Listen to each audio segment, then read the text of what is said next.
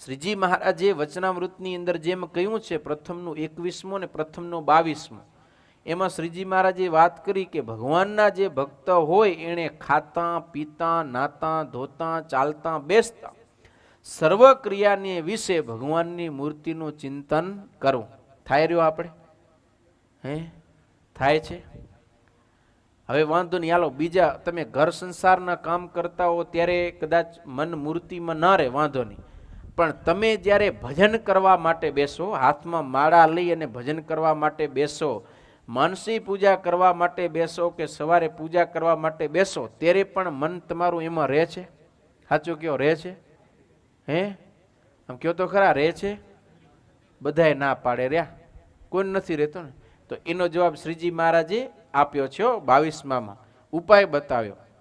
ભજન કરવા બેસે ત્યારે તો ભગવાનને વિશે વૃત્તિ રાખે, અને જ્યારે ભજનમાંથી ઉઠીને બીજી ક્રિયા કરે ત્યારે જો ભગવાનમાં વૃત્તિ ન રાખે તો તેની ભજનમાં બેસે ત્યારે પણ ભગવાનના સ્વરૂપમાં વૃત્તિ સ્થિર થાય નહીં. કેમ નથી થતી? આપણે ભજન કરવા બેસી ત્યારે પણ આપણી વૃત્તિ ભગવાનમાં નથી રહેતી. કેમ?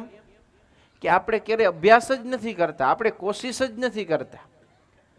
ભજન કરવા બેસો ત્યારે પણ વૃત્તિને મૂર્તિમાં રાખો, ને ઘર સંસારના કામ કરો ત્યારે પણ તમે મનની વૃત્તિ ભગવાનમાં રાખવાનો પ્રયત્ન કરો, અભ્યાસ કરો.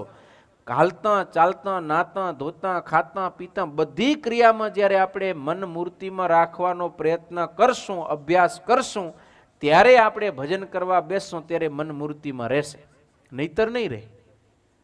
ખાલી આપણે માળા કરવા બેઠા ત્યારે, માનસી પૂજા કે ભજન કરવા બેઠા ત્યારે જ આપણે જો મનને મૂર્તિમાં રાખશું, બાકી જેવા આપણે બીજે કામે લાગ્યા ત્યારે ભગવાનને છોડી દીધા ને મનને એ જગતમાં જોડી દીધું, તો એનું રિઝલ્ટ એ આવશે કે જ્યારે ધ્યાન ભજન કરવા બેસ ત્યારે પણ મન મૂર્તિમાં લાગવાનું નથી.